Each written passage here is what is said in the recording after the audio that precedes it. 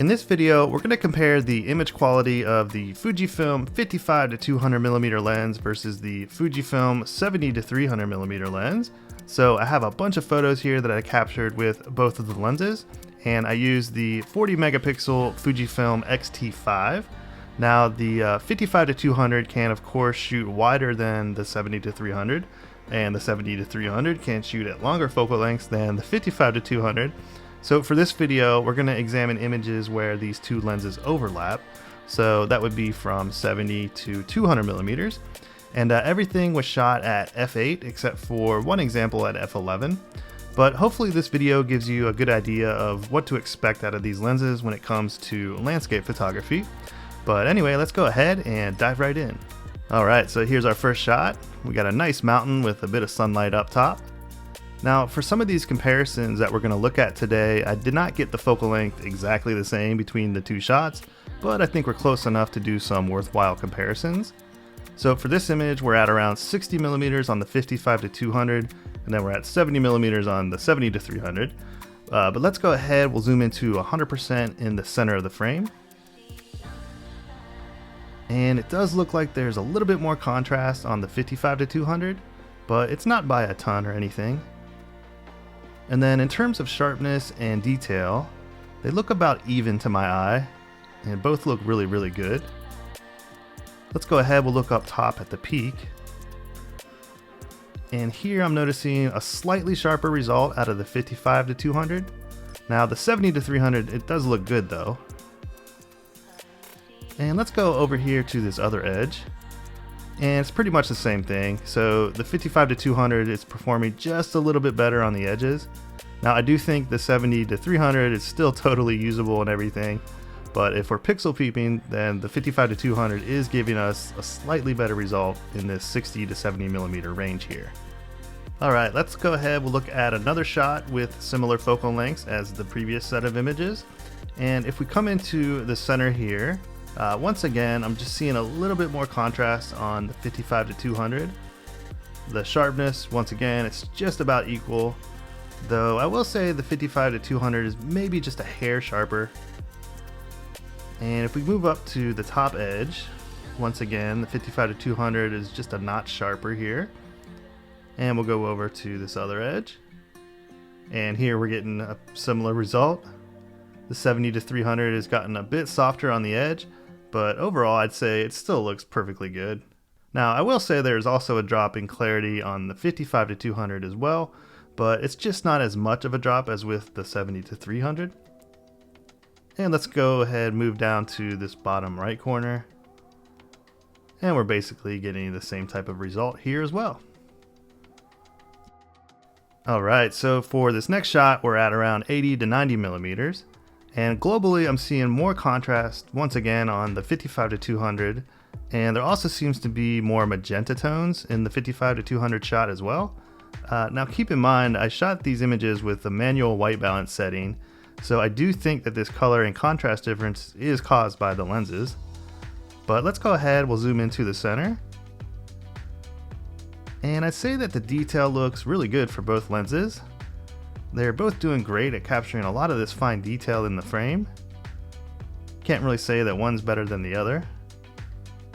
And if we move towards the edge, both shots are now getting a bit softer compared to the center of the image, but I don't really see too much of a difference between the two shots in terms of sharpness.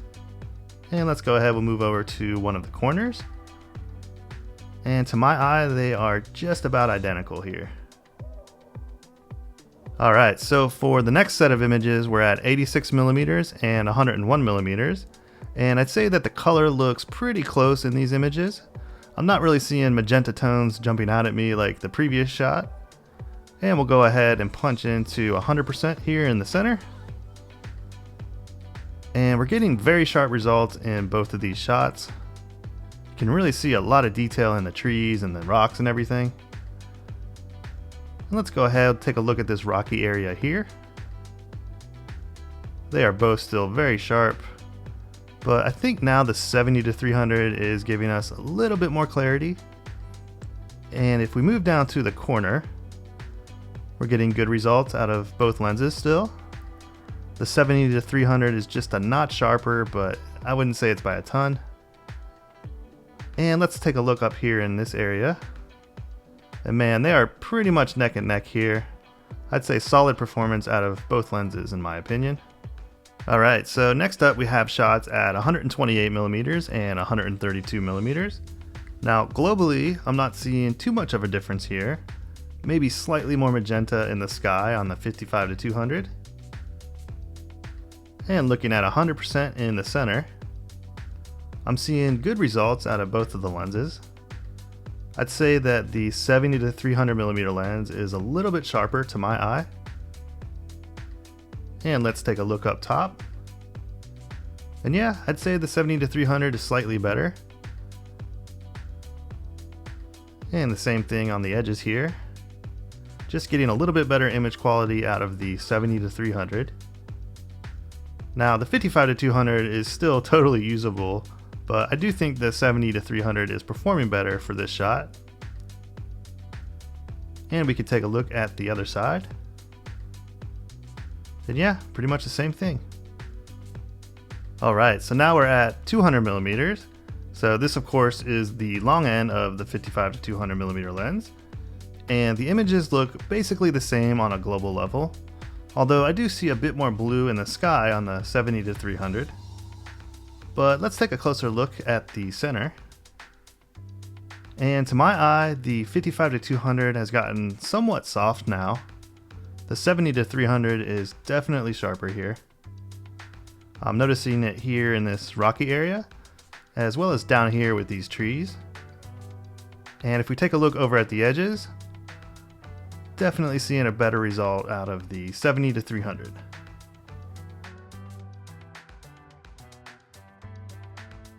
Let's take a look at another 200mm example. And there is a slight lighting difference in these shots. Just got a little bit more sun in the image on the right. But anyway, let's take a look at the center. And it's basically the same story as the previous comparison. The 70-300mm lens just has more clarity and detail at this focal length. And I'd say that the difference is fairly significant. And moving out to the edge, you can really see that difference. And same thing in some of these areas up here. We're just getting a better image out of the 70-300 at this focal length. And just for fun, I took a shot of the moon. And we'll actually punch into 200% for this.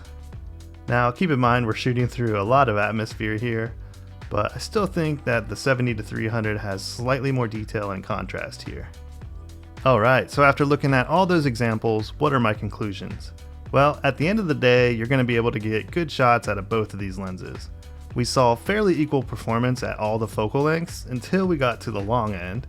And if you're in the market for a telephoto lens, the long end is probably what you're going to care the most about.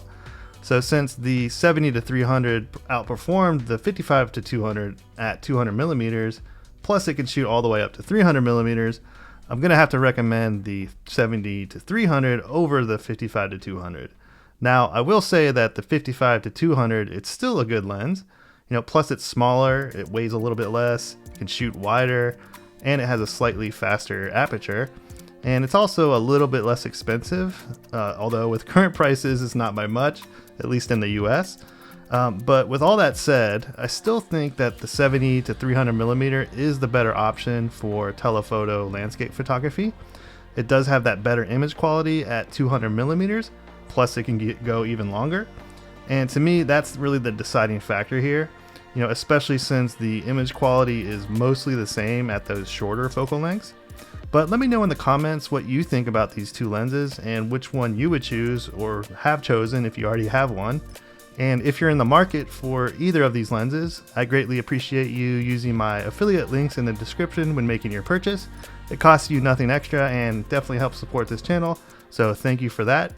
And there's also a discount code for Sandmark gear in the video description if you're interested in that as well. Alright, well that's it for now. I'll see you on the next video.